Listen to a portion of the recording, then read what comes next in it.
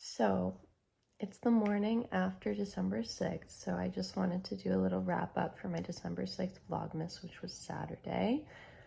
I went to the Christmas stroll, which is like an event downtown. I got some footage, I'm sure you saw. I didn't take as much footage as I wanted to because the thing that was really exciting to me about that event was just seeing like the festivity of the town and seeing everyone's Christmas costumes. Because yes, it was a costume event. As a gay person, I feel like a failure because I wasn't in costume. We love a theme. But yeah, I don't know. There were people dressed up like Christmas trees. People were dressed up like candy canes. People were dressed in matching outfits and doing like flash mob stuff. Not like organized. I mean, it was organized. I'm an ex-dancer. I'm being extra critical. I'm sorry. But there was even a man who was dressed like baby Jesus. Like he was standing, he was like both adult Jesus and baby Jesus. He had like a long Jesus outfit and like the big beard and the long hair. But then he was in the manger. Like the manger was around his head and a little baby doll was coming down from his neck. I've never seen such creativity before. Yeah, so I did that. I got coffee, and I also went to the bookstore, Mitchell's Book Corner. It's an independent bookstore here on the island, and it was really nice. I went in intending to not buy anything, but Pamela Kelly, an author, was sitting there. It was great to meet her. She's the author of The Nantucket Inn and a whole series of kind of like beach romances, several of which are set here in Nantucket. And yeah, I just like, if an author is signing books and like I walk into a bookstore, I'm not going to ignore the author. I bought it as a gift for someone, which, you know, so technically I'm saying I did not break my book buying ban because when I started 75 Booked, I was like, the exception is gifts. But then I bought a bunch of books on Black Friday. And so I was like, okay, I'm not going to buy even gifts. But this is an exception. And then I went home and my family was like, that was so Christmassy. Let's continue to lock in and have some Christmas festivity vibes. We watched Shaun the Sheep's Christmas video. He's like a side character from Wallace and Gromit. Very cozy, very silly, very cute baby little sheep. Very chaotic plot. We watched Jack Frost. My brother, when we finished that, he said, I don't remember that being a tragedy. So true. So true. Very good movie, though. That like stop motion puppet vibe sometimes scares me, but I found it comforting yesterday. And I remembered nothing from that movie except for that they made money by cutting circles from icicles. And I remember watching that as a child and being like, oh my God, this is the solution to the economy. We just have to make icicle coins. I wish life was that simple. And I really love just like the whole ecosystem of like Father Winter and like all of the different like winter people up in the clouds, like making snowflakes and like throwing them into the wind and shoveling hail. It's really cute. And then I had dinner. I had Thai food. It was really delicious. And then I watched Four Christmases. 3 stars. Kind of a strange like little rom-com with Reese Witherspoon and Vince Vaughn about this couple that are like really happy, but they don't want kids and they don't want to get married.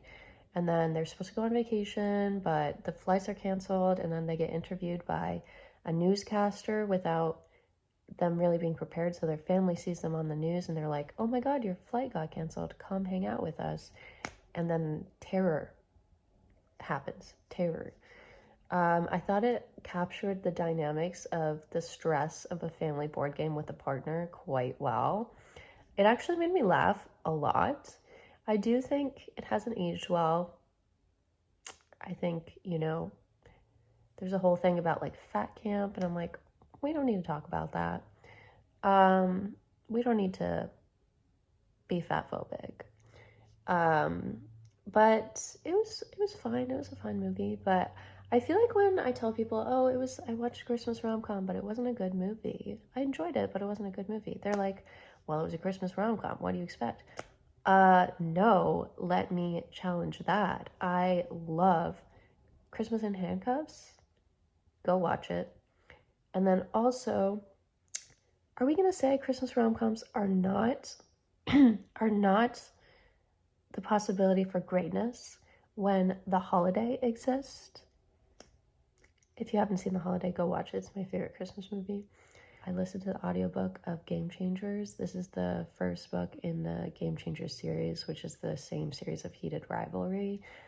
It was good. It was good. I was giggling and kicking my feet. I was getting heated, you know. It's Kip and Scott's story. Episode 3 of the show is Kip. I just think Heated Rivalry needs like 20 episodes because everyone was so mad that Scott and Kip got their own episode because there's only 6 episodes. Give us more Holonoff. But Kip and Scott's story is also very important, and it was extremely rushed in that episode. And today is December 7th. I'm going to start a new vlogmas vlog. This one is going to be about productivity, and I did read 2 books this morning, which I will talk about more in the next vlog, but I finished reading Die My Love, which I gave 4 stars, and I finished reading There Are More Beautiful Things Than Beyonce by Morgan Parker, and I gave that 3 stars.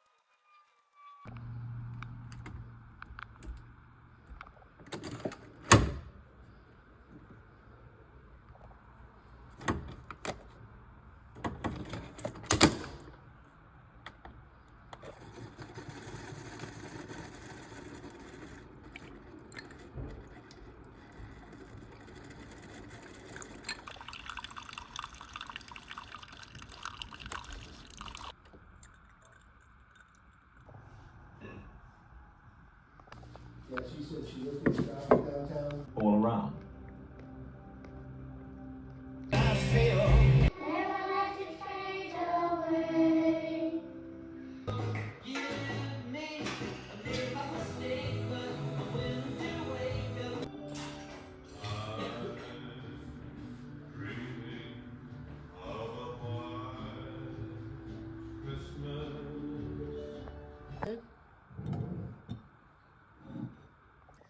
Okay, so there is some Christmas music in the background, but I just wanted to do a quick check-in and I didn't want to interrupt my dad's fun, but yeah, I just wanted to do a quick check-in. I have locked in today. I got a lot done. I did a lot of content creation, editing, applied to a couple positions, I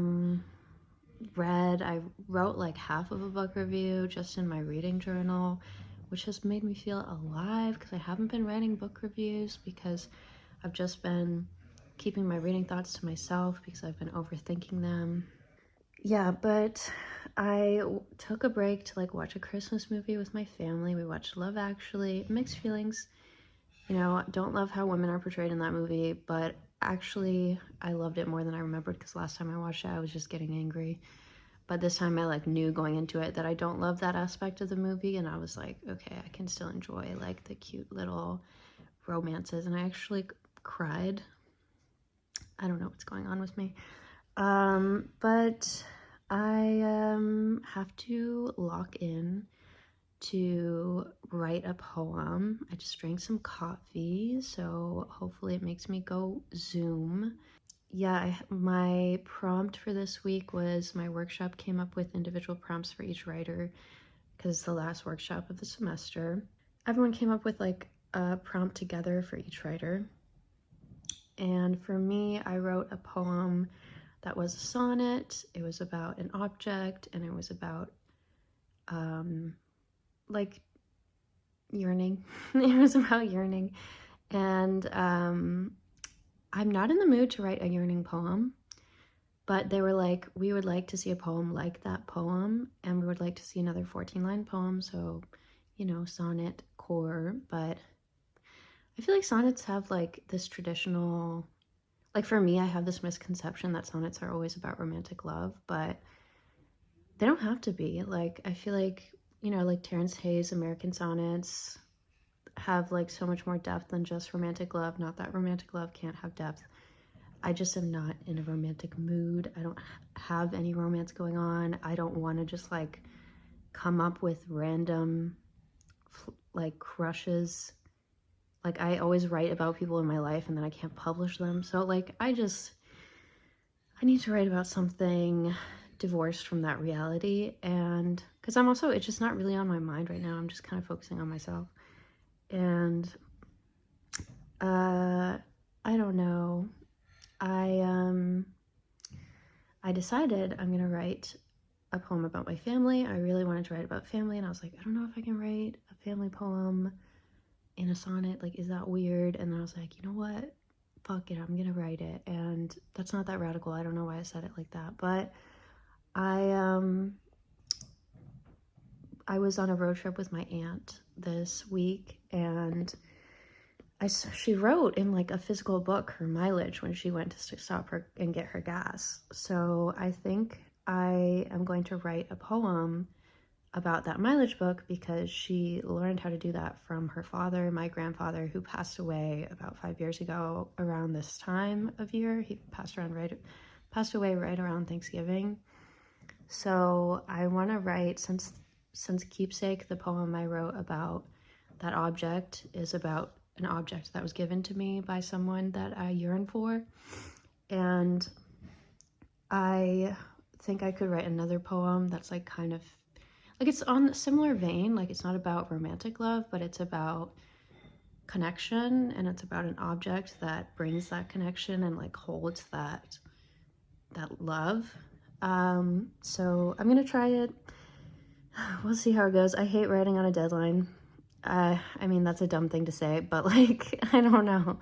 It's always more fun when I don't have to do it, but I do love writing and I do love school, so I'm gonna lock in.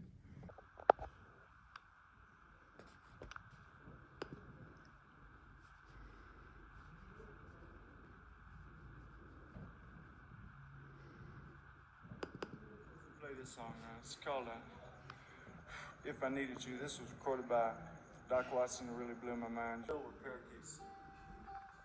Things you leave behind. Writes the mileage carefully in black ink box with precision. Pop it. I taught her how to do.